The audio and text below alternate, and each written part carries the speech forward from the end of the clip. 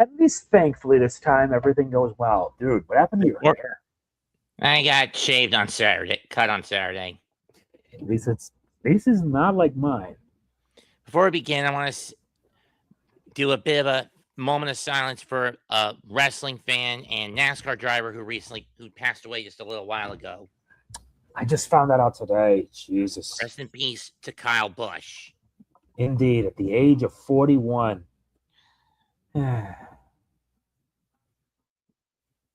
So, shall we get started? Yes. Welcome to MegaMets Podcast, episode 160. AEW Double or Nothing 2026. Coming to us this Sunday live from the Louis Armstrong Tennis Stadium in Queens. Seriously, in the tennis stadium in Queens? That's a first. Actually, they've had their Grand Slam events, their original set of Grand Slam events in Queens. In the other tennis venue in Queens. Yep. Arthur Ashe Stadium. Remember? Mm-hmm. Yep. I remember. So anyways, today's event is going to have 11 matches, 2 of which are in the pre-show. Yep. I will start things off because why not? First up in the pre-show, it's a 5-minute tag team eliminator match. You have Divine Dominion, Megan Bayne and Lana Cross versus Zeta Steel and Viva Van, with the stipulation, if Steel and Van last the 5 minutes, they will earn a future AEW Women's World Tag Team title shot. For those who don't know what an eliminator match is, for better context, it's kind of the equivalent of a Ring of Honor Proving Ground match. If you last the time limit or get a pinfall or submission win over the champion, and the time limits vary, you get a future title shot.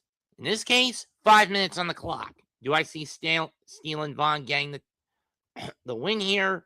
No. I'm going to Bayne and Cross. I see. I'm probably giving it to Bayne and Cross, but you never know what can happen, so that's going to be my choice for that one. Next up, 10-man tag action. Boom and Doom, Big Boom AJ and QT Marshall team with the conglomeration, Roderick Strong, Orange Cassidy, and Mark Briscoe with Big Justice to take on Shane Taylor Promotions.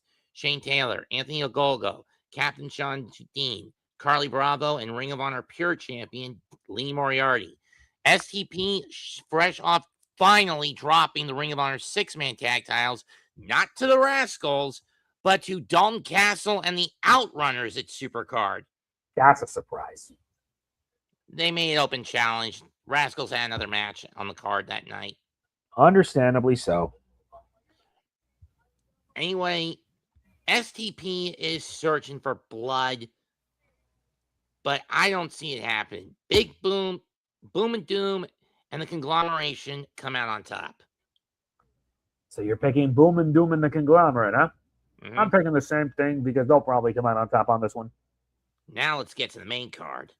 I'm still going, so now let's begin.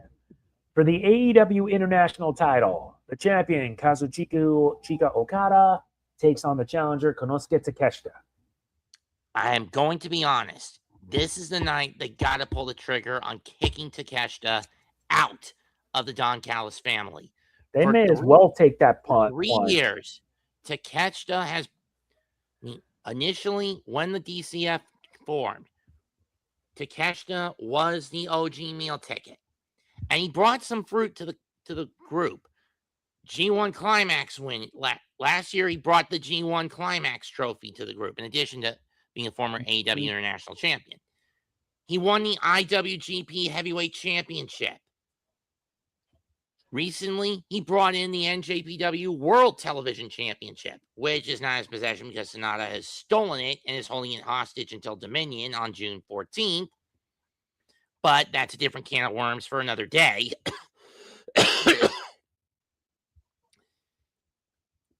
But along the way, when Okada was brought in, Takeshita was warning Callis, you're doing the same thing with the DCF that Okada did when he brought White into Chaos in 2018. You're letting a fox into the fucking henhouse.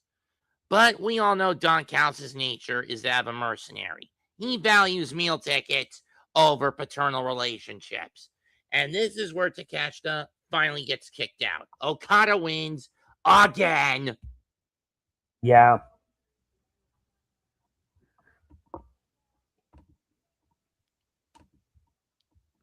Next up, I Quit tag match. It's a tag team I Quit match for the AEW World Tag Titles. It's FTR defending against Cage and Cope. The stipulation is if Cage and Cope lose, they retire as a tag team. In other words, they can never team up with each other again.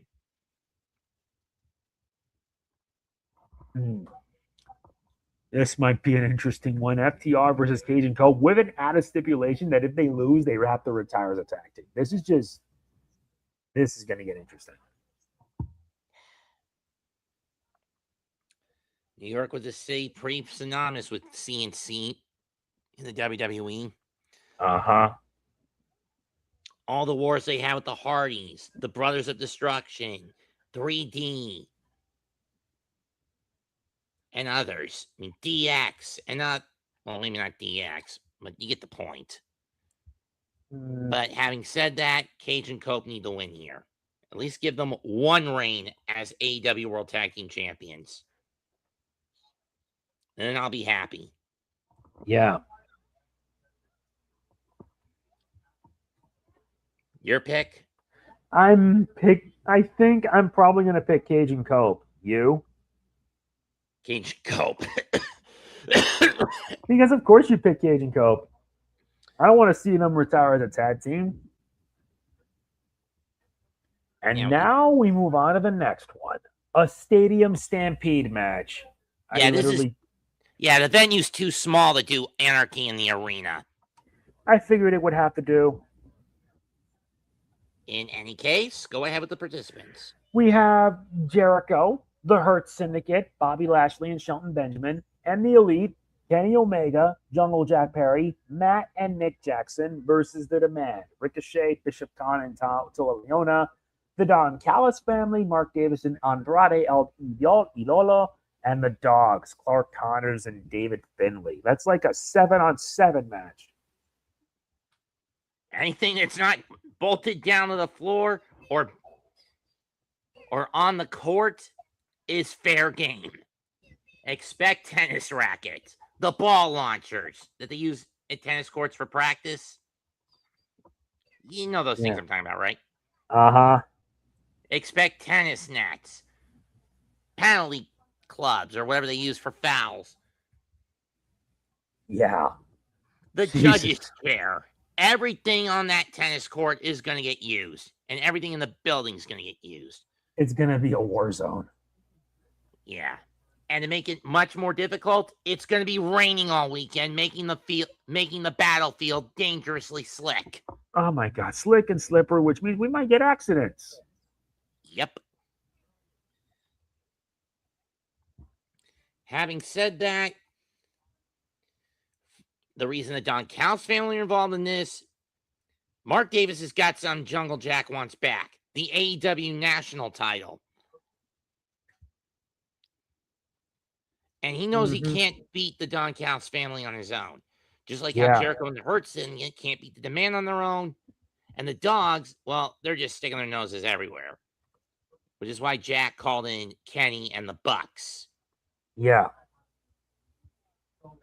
I'm going to give this to the baby faces. Yeah, it pains me to call Jericho a baby face in this situation. Jericho was never a baby face. Well, mostly. So you're picking Jericho's team. I'm picking the other. The Deman, the Don Callis, and the Dogs. Fair enough. Next up, fatal four-way for the AEW Women's World title. Thekla defends against Jamie Hayter, Hikaru Shida, and Chris Statlander. Statlander has been extremely volatile as of late, thinking that Shida has been getting in her way to winning the title back or winning matches when they're tagged up. When that's not the case for Shida. Hayter, on the other hand, she's kind of an outlier. However, with enough dissension in the ranks, I say Thekla retains. What's your thought? Yeah. This might be rough. I mean, with the unpredictability, anything can happen. Especially when Thekla doesn't have to get pinned to lose the title. But she's only had it for 2-3 months? Let me check. That's true. 3 months. 3 months at best. Mm-hmm. Yeah. I'll let Thekla hold on to it for a little longer. I will say the same thing. I vote for Thekla.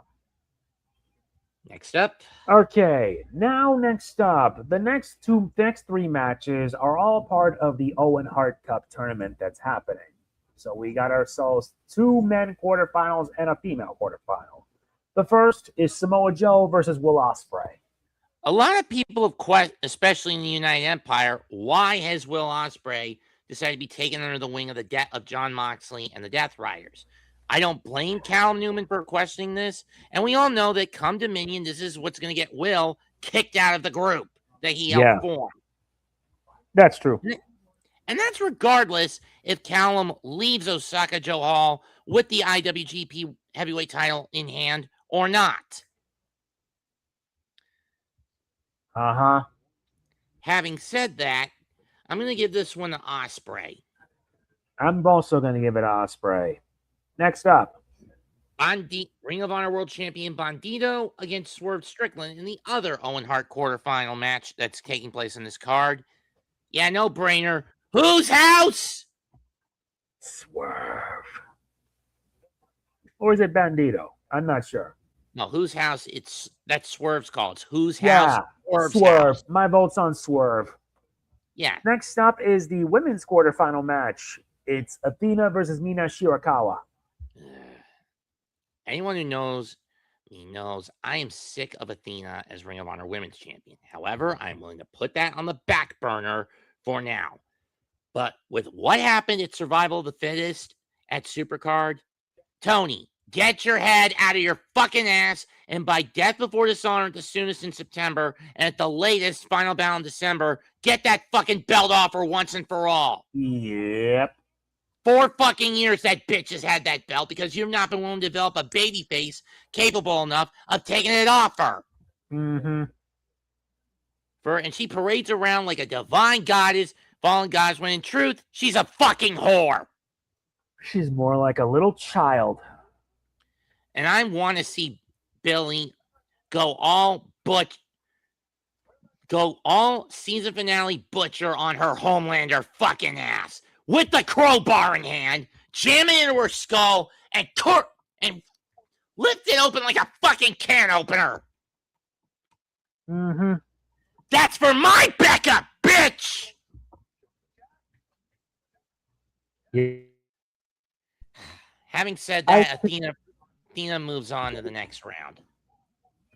I'm picking Athena as well. Now we reach the semi-main. For the AEW Continental title, no time limit. Jon Moxley defending against Kyle O'Reilly. Remember, in Continental title matches, the Death Riders are not permitted to get involved, or they get pink slipped, and Moxley loses the AEW title, the Continental Championship. Back in last fall, after Moxley said, "I quit" to Darby Allin at Wrestle Dream, he went into a funk where he actually lost not once, but twice, and both times on a tap out to O'Reilly. This gives Kyle the credibility he needs to challenge for the Continental Championship. The big question is, can he get the belt off Moxley? So we're bringing the coin out. Head says yes, tail says no. Flip.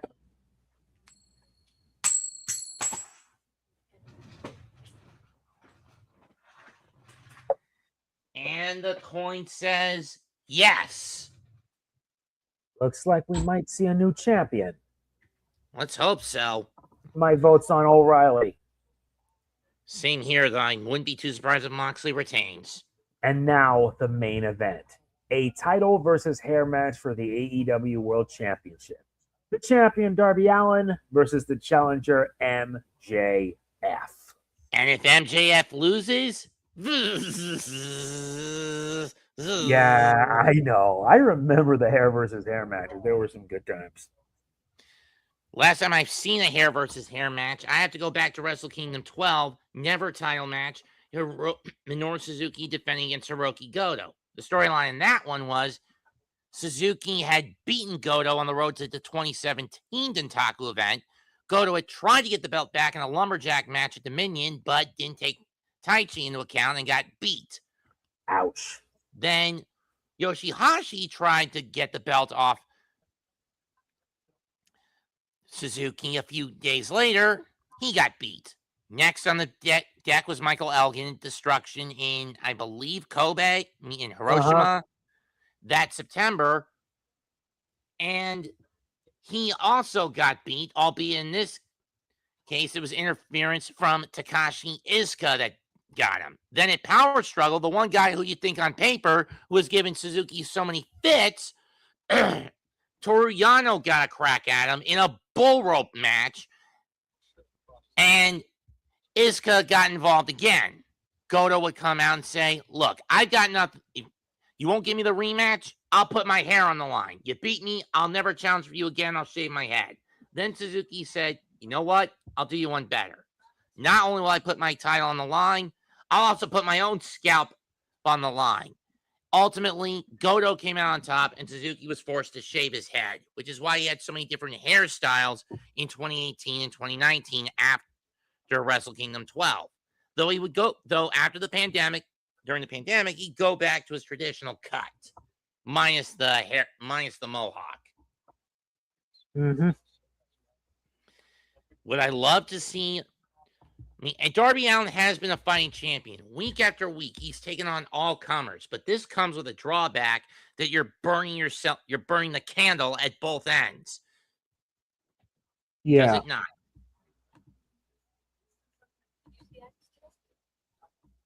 Does MJF win the belt back in his hometown? I don't know. What's your opinion, Jose? This is a tough one to decide. I don't know. I'm really very torn. On the one hand, you like Darby's title reign because he's proving to be a fighting champion. On the other hand, it's MJF's hometown and you want to get it back, right? Yes. I thought so. And Darby hasn't held the belt that long. He's only held it for just barely over a month. Does AEW roll the dice in making Darby basically a transitional champion? I honestly don't think so. I say Darby walks in and walks out AEW World Champion, and then MJF has to suffer the ultimate form of humiliation and mourning. You know what would make it even more ironic? Yeah. In addition to shaving his head, he'd have to wear sackcloth and ashes for a week. That would have been more funnier. For those who don't get the joke, it's an ancient biblical custom for a person in grieving over a death or a situation. They tear their clothes, shave their heads, and throw heavy goat skins over themselves and smear their bodies in ashes.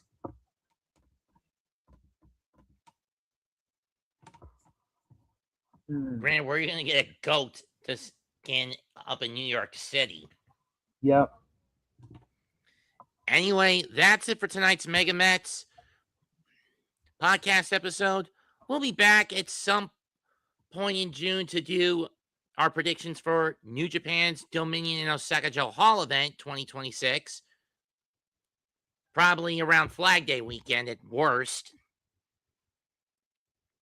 Especially when you consider the BOSJ finals are the week before that. Indeed. Comment, like, share, and subscribe to not just my channel, and the ABSN and the HSN, but also the Mega Man and G's channel. We are the MegaMets podcast. Oh, wait, I had this on the wrong thing again. I had this on the wrong media asset.